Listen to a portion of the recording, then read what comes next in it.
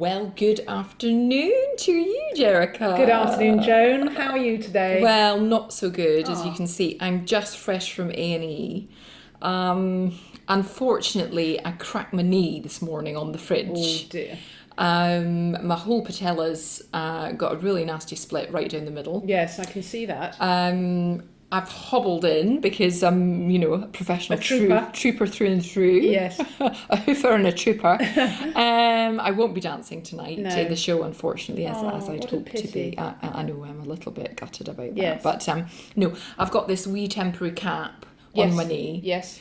And I'm hoping that'll just take me through to the afternoon, and then I can go in for an op. Yeah, so and that metal structure, will that, will you have to wear that for a long time? Or? Well, it depends whether they can replace my kneecap properly with the titanium one that I wanted. Yes. Well, they can do wonderful things these days. They can. My surgeon, Mahmood, is stunning with his... He's a very handsome gadgets. Man, isn't he? Isn't he? Yes, Isn't he gorgeous? Goodness, with that. I know. I said I don't want to go under. I'd rather be conscious. Yes, he's quite a tease. He really is, and he's got that skin that just doesn't age. Absolutely not. No, absolutely wonderful skin. Like a lovely latte, and his eyes are like sort of Maltesers with little raisins in the middle. Yes, and what could be nicer? And then he's got the sort of hair like the colour of honeycomb crunchy. Absolutely. I think he dyes it. I think he does dye it because you could see the darker hairs at the front. And some of it is implant, if you notice when he bends down. Yes, and that can look quite pubic. And it looks a little bit pubic, but you forgive him. He's got that wonderful, wonderful hooky nose. He has that strength of jawline. Goodness, I mean, who would... I know, I mean, actually very witchy in profile, isn't yes, he? With a huge hook and the chin almost meeting, like a crescent moon. Wonderful hands. Fingers the length of... Goodness, yes, and the crevices he can get into with those is startling. Very talented. Very talented. Designs all his own surgical instruments as well. Indeed. Which is strangely big. Yes. Yes, he prefers. I mean, he's got very big hands, doesn't he? So he prefers those clunky, larger sort of metal instruments as opposed to the lasers and the mini. There's no keyhole for Mahmood. No, he doesn't. He doesn't like keyhole. He said to me he thinks it's a fad. As you know, I go to him for my. Carpal tunnel. Exactly. Forgot the word then, which I suffer badly with both hands. Sometimes they're both clawed over quite badly when I wake up in the morning, takes a few sort of flicks and throws of the old arm to get those to unlock. But he's absolutely wonderful. I have injections, as you know, 3 times a week. I've got it. They look better today. Yes, I mean, they're still hooked. They're still at an angle, aren't they? But they're not fully sort of rolled up into nasty, angry balls. Exactly, some of the gnarly balls. Totally compacted, as you say, into these gnarly Does balls. his cream work, do you think, or not? The cream, jury's out a bit for me for the cream. He's very keen. He says rub it into all sorts of areas. He showed me the sort of key areas where you rub it. Curiously, nowhere near the hands. No, I mean, in a thigh, sort of pummeling up and down the thighs in one session, which was... he's very nice. He's very thorough. It was extremely nice. He's very thorough. I mean, there's not a hint of anything on his face, but ever the professional. So, so if you're listening, Mahmood, good afternoon to you, and well, many, many thanks. Yes, look forward to seeing you later for my op. Indeed. But let's move on to your problems, people out there, because we really do, of course, want to help you. Indeed, we do. Dear Joan and Jericha, my son has recently admitted he's gay, and my husband finds it repulsive. What should I do? He has a boyfriend, wants to bring him over for a Sunday roast, but my husband says gay people don't eat Sunday roasts. Eleanor Piggott from Torquay. Yes. Well, he's right. On the whole, gay people don't eat Sunday roasts. I know that because of my daughter, Cardinal, and her... I do think there's a difference, though, between lesbians and homosexual Well, men. true, yes. You think of lesbians eating a lot more, fish and hummus and sort of... sprouts and greens. Yes, absolutely. Whereas the gay men, it's the more flamboyant foods, isn't it? It's the finger foods and the coloured cochineal type Yeah, it's always got to be something quite colourful, ornate, showy. I suppose a Sunday roast is quite a traditionally brown and beige affair. Yes. Yes. Obviously, there's several questions to answer here, which is, your husband finds it repulsive. Yes. Is he gay? Yes. Good point. Yes. Probably. Yes. Yes, I mean, I think that's probably the first thing to look at, isn't it? Realistically, that repulsion is usually an attraction. I mean, I would say, Eleanor Pigott, Torquay, that you need to be careful of actually your husband popping off in a threesome with these guys. That's all I would say. I'm not overly worried about AIDS. I'm not overly worried about... I don't think AIDS is around as much now, is it? No. There was a phase of it during the 80s when everybody seemed to have it. It was sort of fashionable. I'm not worried about that now. I think people are using condoms. They're withdrawing much more efficiently than they used to. I think a lot of times people are not clear on what gay men are actually doing when they have gay sex. Yes, that's true. We know that they're walking down the street, looking at a person once and then rushing off to the toilet together. We know that happens. But what are they doing in there? In the toilet? Yes, I mean, yes, absolutely. I think, we know that they're doing probably quite a lot of touching, anal caressing, and we know that they're probably sucking, nudging, probably pushing, and quite a lot of brushing, I imagine. I think there'd be quite a bit of insertion, anal insertion, either of items or a penal endeavour. Other than that, I don't know. I know she says in a longer letter that she's concerned about her son being fisted. Because the fellow in question is a very, very large guy. Right, with large hands. Yes, he's not unlike the one from... I don't know if you've watched Game of Thrones with the Great Khal. No, I haven't. He's enormous. Right. I think he looks actually a lot like him. Well, Might be him. In a way, this is a good question, because I know from personal experience that a large hand can sometimes fold up extremely small in order to... like one of those Brompton bikes. Exactly. So it's misleading. It's not always the hand. It's about the stiffness of the knuckles. The knuckles or the bone structure. Some people have very, very double jointed hands. They can virtually fold them up to a third of the size, almost like a telescopic hand. Also making me think of mice and rats getting under doors, sort of collapsing the rib cage. Exactly. It needn't be painful. It often isn't painful. It's often very, very pleasurable. It's if there's any anal sensitivity for him, and that's something that maybe she can check up on whilst he's asleep or on the loo. Just make sure that there's nothing rum going on there. She'll probably know from when he was a wee lad, won't she? But as you say, she could spray something up there and see if there's a reaction. Yes. It's a tricky one. Fisting. Yes, I mean, I would say if you're worried about fisting and it's something you want to do, and this is for anybody out there, by the way, there's a few things that you can do if you're concerned. One is to get a great lubricant, anything from margarine to WD-40. Secondly, as I say, it's not always about the size of the hand, it's about how well the hand will fold up. So, I know some people do 2 at a time. It's not a big deal. Okay. Does that answer the question? I think so. As I say, I think it's pretty cut and dried that the issue there is her husband with his own repressed homosexuality. He's gay. Yeah. So that's probably the first thing to look at, isn't it? Yeah. And that's really a question for you, Eleanor, actually, isn't it? Yes, Eleanor. Do you want to stay with this guy? Well, and I suppose a greater question: why is he gay? What is he not getting at home that has turned him into? Because this is one of Jericha's bugbears, and I'm with her. I'm on board. Why is someone gay? Usually because there's a problem, and it's usually the wife. Yes. Yes. Harsh words, but true. Dear Joan and Jericha, several people at work say I smell of eggs. How do I know if it's true, and if so, where is it coming from? My mum's never mentioned it. David Agrumbaris. Right. Yes. So let's dig into this a little bit.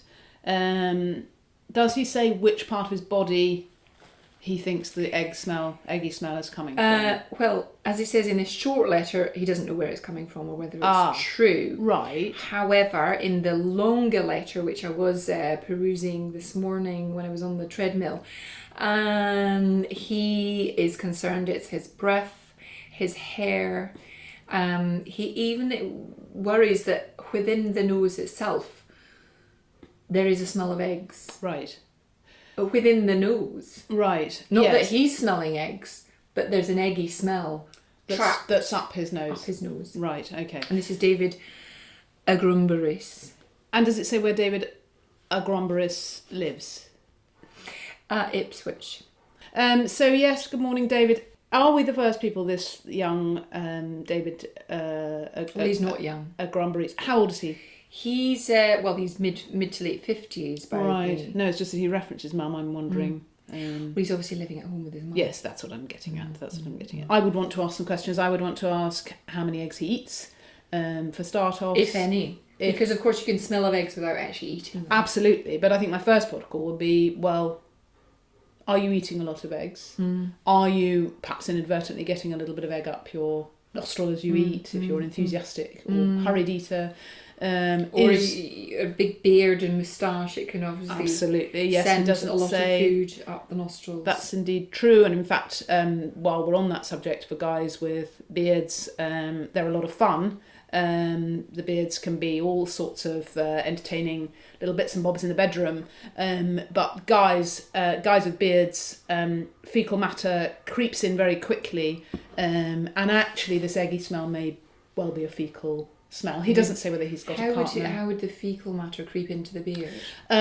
Through role play and anal play, through... I mean, I know that in a longer lecture he talks about the fact that he's a single man, he's a lonely man, he lives with his mum. Right. I hate to think that there's anything going on between him and his mum. No, I mean, obviously that's something, I presume he doesn't say whether that's the case or not. But he might have, if mum smells of eggs, she's old, it's very possible. Could he have caught that? Transferred over? Yes. I mean, all right, yes, that's a possibility, isn't it? Just give mum a peck on the cheek, goodbye. You transfer the fecal matter from her face, which may have got on there from morning toilet ablutions, whatever, unsuccessful ablutions. With the elderly, that's often a problem. And then how would that transfer to her face? Well, it'll be a wipe of the body, a rough hand wash. Perhaps she doesn't see very well. She's not noticing. Perhaps there's a blob or whatever. She's wiped on the towel, and she's gone to clean her face, and that's transferred over. So she may not notice. He may not notice. He doesn't say how good his eyesight is. There are a lot of unanswered questions, really. But I think David Agrumbaris, if he's listening this morning, I would say first port of call is just check the towels in the bathroom. Right. In terms of other medical possibilities, there's a form of cancer that can make you smell of eggs. I would get that checked as well as mum and the towels. Moving on. Dear Joan and Jericha, I am 64 and would still like to enjoy an active sex life, but I'm having problems with lack of sensation in my genital area, and I've heard that there may be some treatments available to spruce things up a bit down there. And that's from Selena Crawkish in Dawlish. That's interesting, almost a rhyme. Interesting letter, and yes, thank you for writing in. This is something that actually has been on many a mind recently. It's really now a question of continuing sex life. We can no longer can women be allowed to use hang up the boots. Exactly, and use the excuse of, oh, I've gone through the menopause, I'm not up for it anymore. No, sorry. If you're still in a relationship, you have an obligation, and it's about doing your best to fulfil that. So thank you for this letter, Selena. And I'm glad that you're taking the time and trouble to raise this very important, valid. And of course, she's in Dawlish, which is I always love it when you go on the train down that way. Absolutely gorgeous. Yes. Past the sea and Yes. those lovely views there. Absolutely wonderful. So she's getting the benefits of the sea air down there, which should pep up her libido. Well, it will pep up her libido, but it won't do much good down there, unfortunately. There's been research that's shown that women that live near the seaside often have a much drier, more flaky vaginal skin, and can experience a lot of pain and discomfort, probably 5 years ahead of their sisters who live further inland.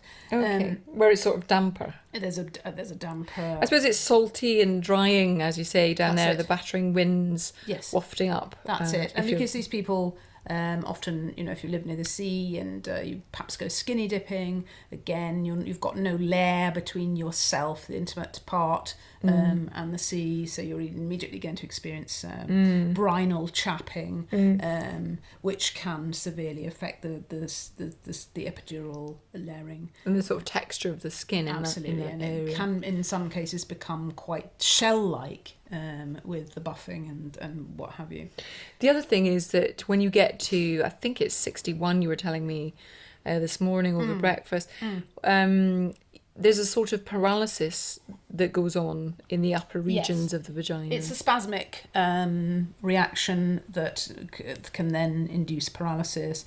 If you catch it early enough, so on the cusp of, say, if you're to go and see somebody about it when you're 60, before you get to that 61st birthday, it varies slightly with women, but it's rather interestingly precise. Except for these women by the sea, there's probably going to be happening around 55. 55, you want to get checked up, and there are things that you can do to prevent it and things that you can do to alleviate it. So now, we have been talking recently on the programme about collagen. We all know how wonderful collagen can be for our lips and our earlobes and other areas that are fleshy that can get drooped and dismal as one ages. Eyelids, necks.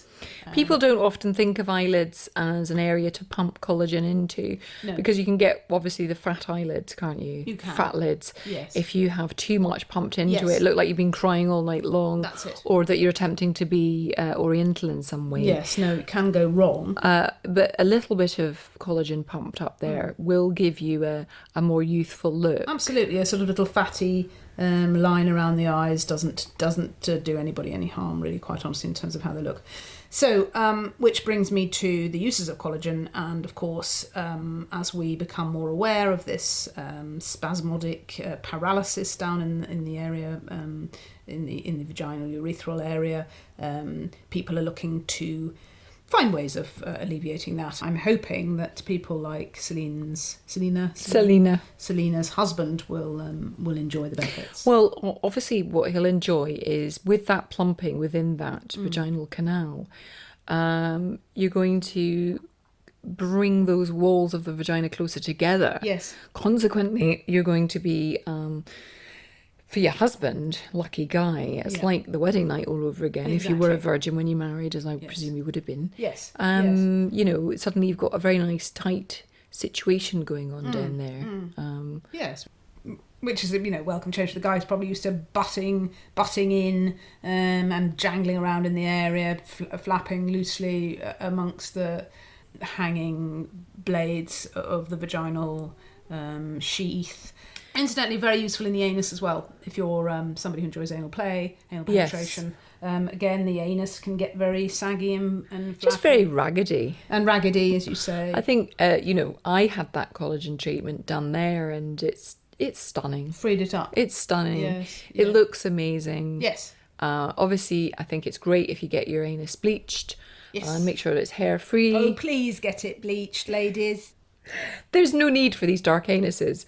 I really think, let's not forget that area. I think women get worried when they go to get their waxing or whatever done. Yes. But look, gay guys are going to get the, what is it, crack sack and back.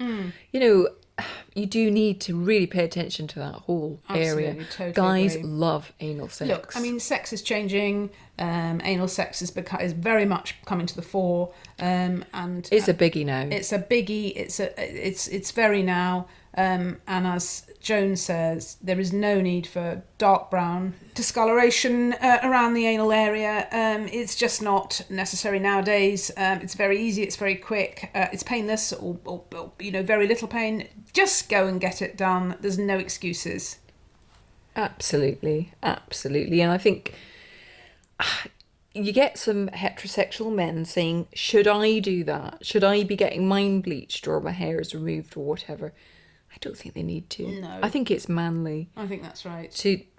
For a man to have a dark, hairy anal area. Yes, absolutely. Yeah. Clinkers or whatever you have down there, that's okay. That's what we expect. Yeah. You're a big old bear. I think, any lady with any self-respect would rather see a fuzzy, blobby, hairy anal area rather than a bleached, pale apology of an anus on a guy when you're doing 69 or whatever it is that when it's in your face, you don't want to be thinking, oh, this guy's been to the manicurist or the pedicurist. No, it's not sexy, is it? It's not at all. And let's talk about 69, Jericha, because it's a fantastic position. Absolutely. Which has been forgotten. I think so. I know that nowadays a few people practice a 35. Yes. And obviously all the gradations from 35 to 69. Yes. But 69 is where it's at. Yes. I mean, look, it's considered very retro. I think it is making a comeback. That's why we're starting to get people looking to their anuses a little bit more, taking a bit more care of their anus, because they know that guys are going to be looking more carefully in that area when you're straddling or upside down, as it were, or whichever way around or up you are. But it's been a neglected position. I'm glad to say that we've got a blog and a vlog about precisely this. It's just worth having a little look at that and catching up with what you're missing. Absolutely. And we've had people call in before saying, well, I find it a very confusing position. There's too much going on. I don't know what I'm meant to be doing. Right. I'm meant to be enjoying what he's doing, but I'm too busy trying to do to him what he wants. And well, you'd be no good in an orgy, I'll tell you that much, if you're getting confused. I think it's something that you can learn about. Absolutely. To improve at. Yeah. And as always, I think women, it's really your department to really get up to speed with the 69 position and therefore all the associated accoutrements that go with that kind of sexual play. Absolutely. I mean, I think it's partly about multitasking, isn't it? It's about being able to concentrate on two things at once, sometimes three. Sort of pat the head and rub the tummy. That's it. You can I mean, always... actually, it sounds ridiculous, but if you do want to practice exactly that, if you do pat your head and rub your tummy and get really good at that, I think you'll start to find that the brain starts to be able to expand. Split, as you say, and then you will find that you're perfectly capable of giving a wonderful, sensual blow job to a guy whilst receiving pleasure yourself down there with all the licking and the juddering of the tongue that the guy is doing for you.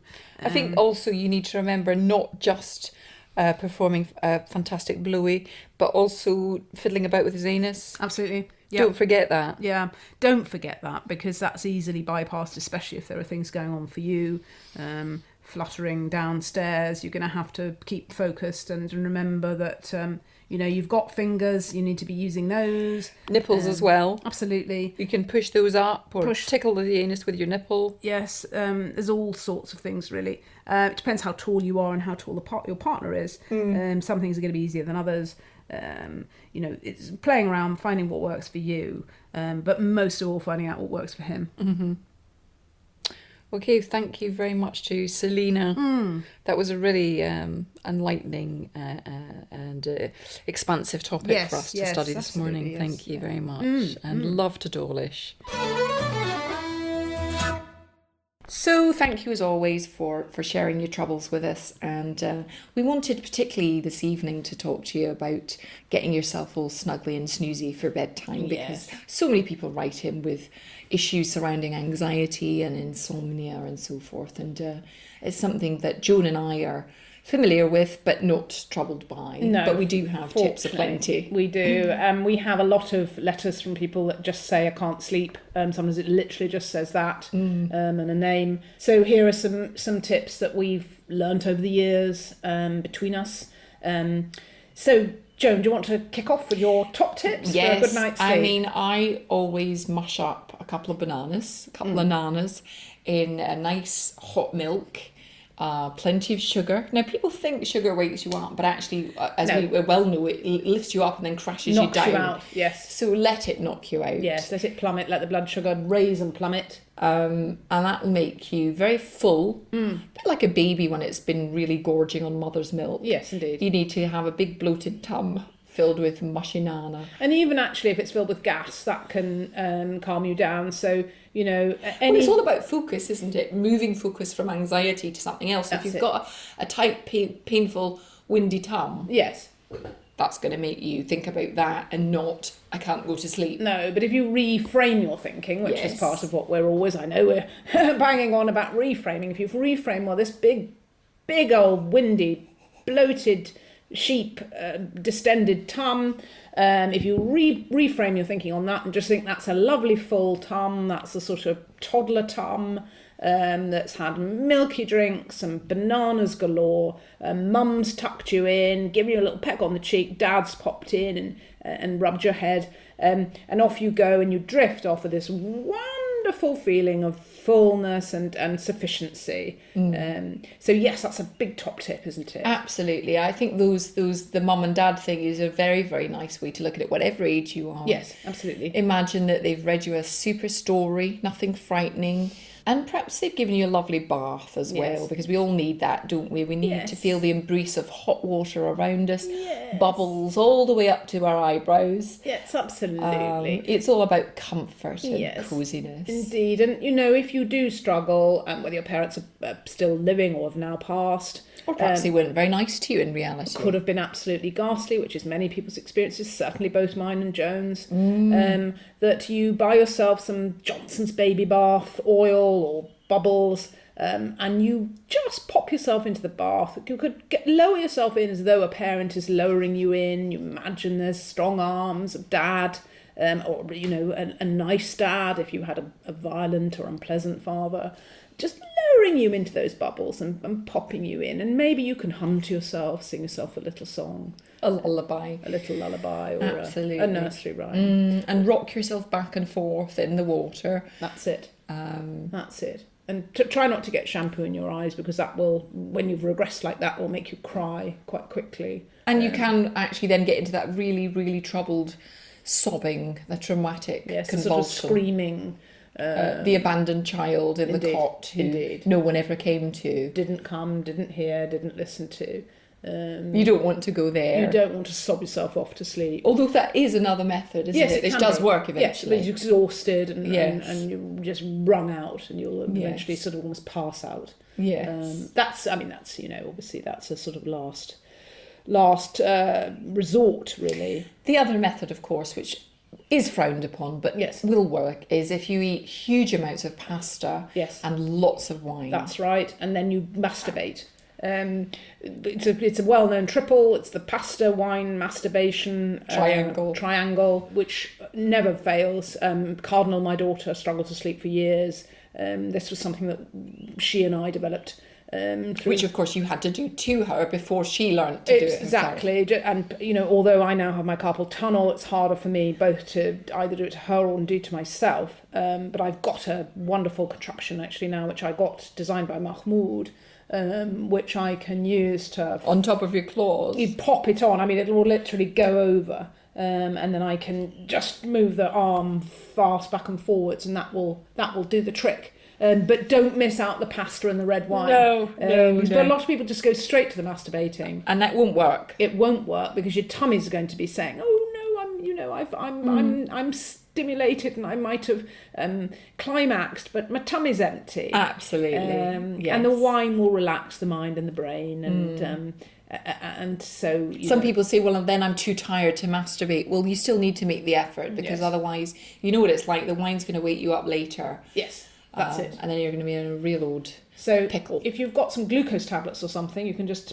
quickly pop one of those. And if you say, oh, I'm too tired to pop on the claw, whatever, if I'm lying there, I think, oh goodness, I'm too exhausted, I'll have a quick couple of glucose tablets. That'll give me a flare up of energy. Then I can fire away, get myself off to sleep post coitally, I suppose. You could also you have a cigarette afterwards. Yes, indeed. Yes, and that's another way, of course, to settle is to have a couple of cigarettes, even if you don't smoke. Indeed. We do actually also have a new hypnotherapy CD available. I know CDs are not fashionable. People prefer to download things, but it's very nice to have in the car if you still got one of those old-fashioned cars. Yes. But again, this is not really... This is more if you've pulled over on the hard shoulder and you fancy a wee snooze. Yes. Yes. It's one of those really quick knockout snoozes. Yes, and if you're a lorry driver particularly, we've had a lot of success with those, haven't we? Yes, we have. Yes, a lot of lorry drivers listening. Yes, pleased to hear. Yes. Hello, drivers, if you're out there. We are thinking of you. Rough, tough guys in your high-up cabs. Yes. With your porn and your sandwiches. Very wonderful to have you listening in. Yes, we do enjoy it very, very much, and we love your photos. Yes, wonderful photos. So keep those coming. Lovely. Thank you.